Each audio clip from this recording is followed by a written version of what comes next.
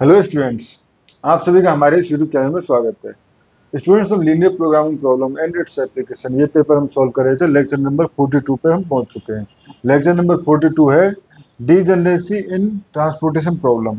अब transportation problem में degeneracy क्या होती है, यानी कि कई बार हम जब सॉल्व कर रहे होते हैं ट्रांसपोर्टेशन प्रॉब्लम को, तो हम ऐसे देखते हैं कि जो basic number of basic variable जो है वो m+n-1 से कम रह जाते हैं। ठीक है, तो उस कंडीशन में जब हम यूवी मेथड लगा रहे होते हैं तो उसमें हमें u या v की वैल्यू निकालने में प्रॉब्लम होती है। ठीक है, तो उस केस में हम प्रॉब्लम को किस तरह से डील करेंगे। ठीक है, तो एक एग्जाम्पल की हेल्प से समझ लेते हैं। एग्जाम्पल ये है हमारे पास, solve the following transportation problem. Solve the following transportation problem. Minimization के लिए करेंगे, अगर ये डायरेक्ट फॉलोइंग ट्रांसपोर्टेशन प्रॉब्लम पूछा गया है तो ये हो जाएगा हमारे पास 1 2 3, यहाँ से कहीं x y z पे ट्रांसपोर्ट किया जा रहा है। कॉस्ट गिवन है 873 389 389 एंड 1135। ठीक है स्टूडेंट्स, एंड यहाँ पे अवेलेबिलिटी दी हुई है, इनकी अवेलेबिलिटी दी हुई है 60 70 एंड 80। 60 70 एंड 80। ठीक है, एंड यहाँ पे 50 80 80। 50 80 80। ठीक है, अब इस प्रॉब्लम को हमें सॉल्व करना है। ठीक है, तो इसको सॉल्व करने के लिए जरूरी नहीं है स्टूडेंट्स, अगर हम प्रॉब्लम को किसी और मेथड से सॉल्व कर रहे हैं तो डीजनरेसी आए।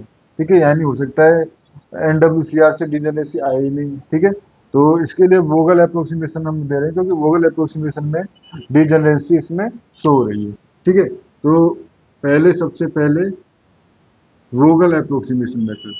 बट वोगल अप्रोक्सीमेशन मेथड से भी पहले क्या चेक करेंगे हम, कि ये ट्रांसपोर्टेशन प्रॉब्लम जो है बैलेंस है या नहीं। ठीक है, तो 60 + 70 130 + 80 210।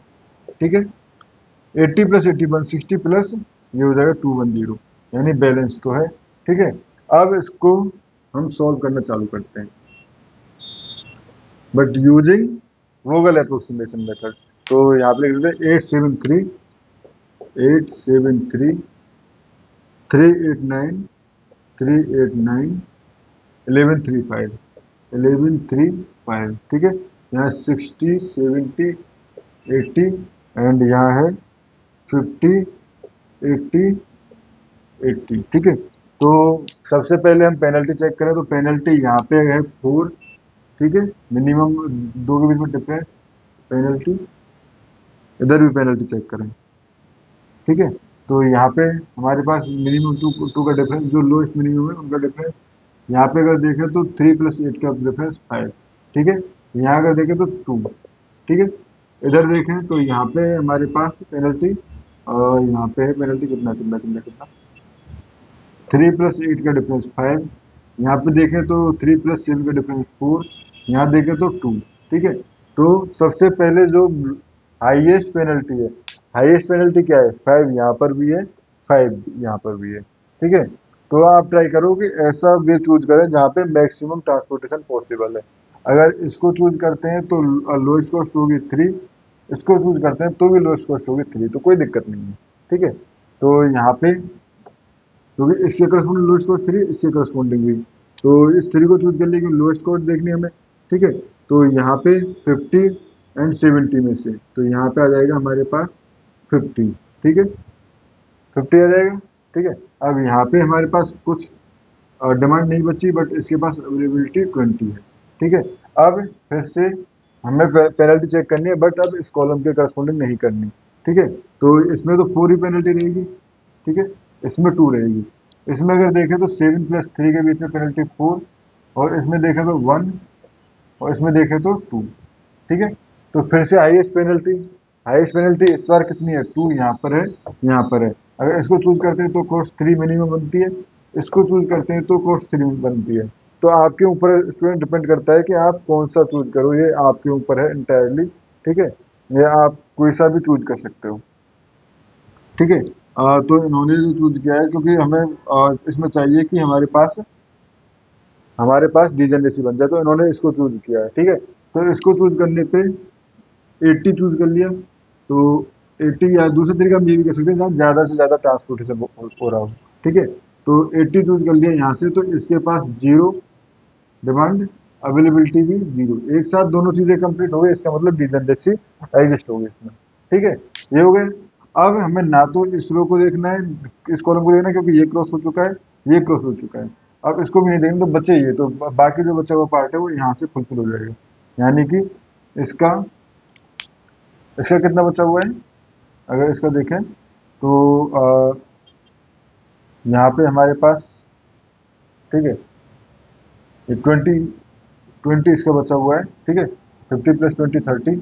ठीक है, एंड अब इसका हो जाएगा 60, 60 यहाँ से फुलफिल हो जाएगा। ठीक है स्टूडेंट्स, अब देखो यहाँ पे ध्यान देखने वाली बात है, इसमें नंबर ऑफ एंट्रीज कितनी है, 1 2 3 4, 1 2 3 4, और जबकि एंट्रीज जो है वो नहीं चाहिए थी m+n-1, यानी कि 6। ठीक है, m+n, सॉरी 5, m+n-1, 3+3 -1, यानी एंट्रीज होनी चाहिए थी 5, बट एंट्रीज हैं 4।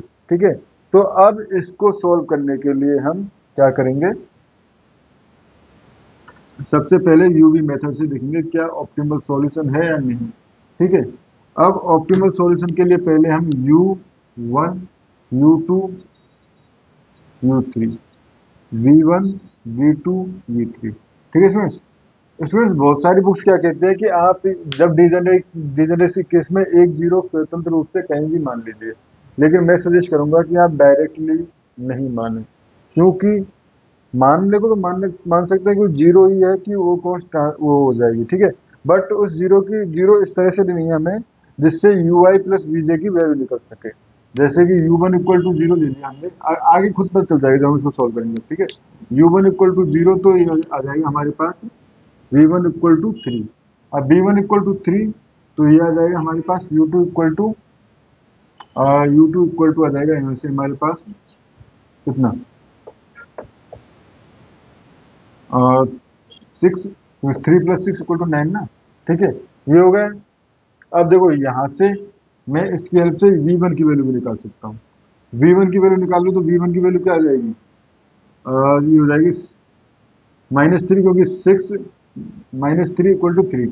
अब जैसे जो बुक्स कहती है कि रैंडमली आप ले लो, ठीक है, रैंडमली अगर लेने को, मैं अगर सपोज रैंडमली कर देता हूँ भाई, रैंडमली मैंने जीरो यहाँ ले ली। ठीक है, रैंडमली मैंने कह दिया कि रैंडमली जीरो मैंने ले ली उठा कर, ठीक है, अपने मुंह उठा के जीरो ले ली, बट इस जीरो से मुझे कोई फायदा है ही नहीं, क्योंकि इससे U1 की वैल्यू ऑलरेडी आ चुकी है और इसके आ चुके, तो ये तो उल्टा कॉन्ट्राडिक्ट पैदा कर रहा है इसके बीच में, क्योंकि अब -3 + 1 + 0 = 8 हो ही नहीं सकता। ठीक है, तो इसलिए आपको डायरेक्टली या रैंडमली जीरो नहीं लेनी है। ठीक है, तो रैंडमली जीरो आपने नहीं ली। अब देखो हमारे पास ये सारी वैल्यूज आ चुकी है। अब यहाँ से V2 की वैल्यू अगर निकालने की कोशिश करें तो V, ना तो ये वैल्यू पता, ना हमें ये वैल्यू पता। ठीक है, तो और बस ये दो वैल्यू निकालनी है हमें। अब हमारे पास कौन कौन से ऑप्शन है, अगर मैं यहाँ जीरो लूँ, ठीक है, तो मैं V2 की वैल्यू निकाल सकता हूँ, यहाँ जीरो लूँ तो मैं V2 की वैल्यू निकाल सकता हूँ, यहाँ मैं जीरो लूँ तो यहाँ जीरो लेने से U3 की वैल्यू निकाल सकता हूँ। यानी आप 3 जगह पे जीरो ले सकते हैं। यहाँ पे भी जीरो लोगे तो आपके पास U3 की वैल्यू आ जाएगी इसकी हेल्प से। ठीक है, इन 4 जगह पे जीरो ले सकते हैं, इस जगह पे जीरो नहीं लेनी। ठीक है, इस जगह पे जीरो आपको नहीं लेनी है। ठीक है, ये हो गया। तो अब चलो मैंने यहाँ पे जीरो ले लिया। ठीक है, तो इस कंडीशन में U3 = ये आपके ऊपर है, आपने कहाँ पे लेना है। U3 ये हो जाएगा हमारे पास 2, क्योंकि 3 + 2 = 5। अब ये जब वैल्यू हो चुके तो यहाँ से इसकी हेल्प से U2 की वैल्यू मैं निकाल सकता हूँ 1। ठीक है, ये हो गया। अब मुझे चेक करना है कि क्या ये सॉल्यूशन ऑप्टिमल है या नहीं। तो फिर से UI+VJ - CIJ, यानी DIJ =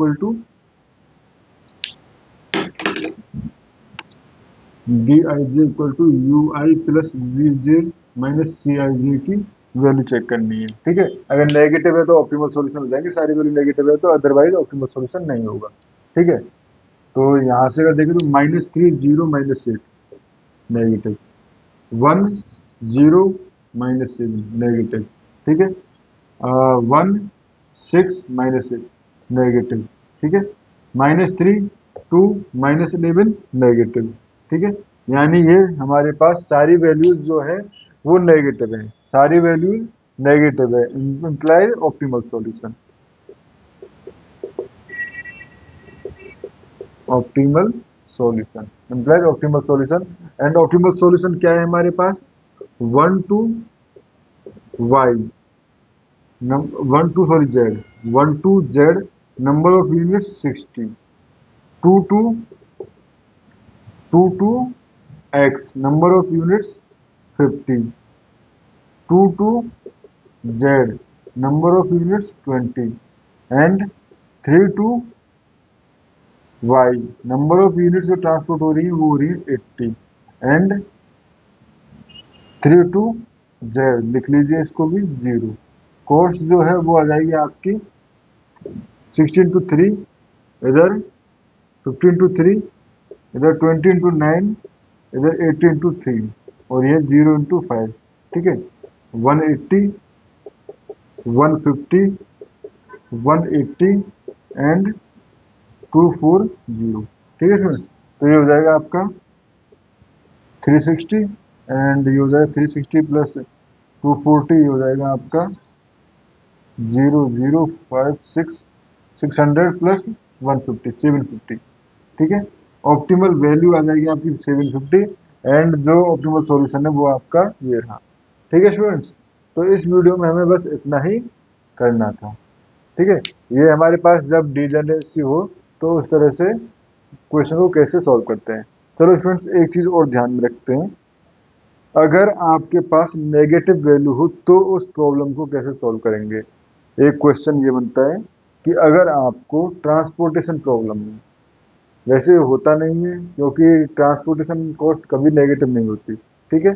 बट अगर किसी टीचर का सर जो है घुमा हुआ है, उन्होंने कह दिया कि ट्रांसपोर्टेशन प्रॉब्लम में एक कॉस्ट को नेगेटिव दे दो, तब प्रॉब्लम को कैसे डील करेंगे।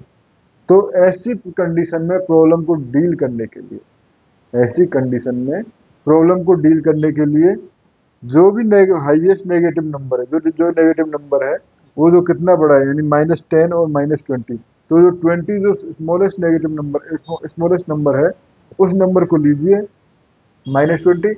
अब 20 पूरे मैट्रिक्स में ऐड कर दीजिए, पूरे मैट्रिक्स में ऐड कर दीजिए, जिससे कि सारे टर्म जो है वो पॉजिटिव बन जाएंगे। अब पॉजिटिव से आप ऑप्टिमल सॉल्यूशन निकाल लीजिए, मिनिमम वाला। अब मिनिमम वाला जो सॉल्यूशन निकालने के बाद जो एक्चुअल कॉस्ट थी जो स्टार्टिंग में दी गई थी, उन कॉस्ट की हेल्प से वैल्यू निकाल लीजिए। तो इस तरह से हम ये प्रॉब्लम भी सॉल्व कर सकते हैं, ठीक है स्टूडेंट्स। इस वीडियो में इतना ही। नेक्स्ट वीडियो में पढ़ेंगे हम unbalanced transportation problem. Thank you students.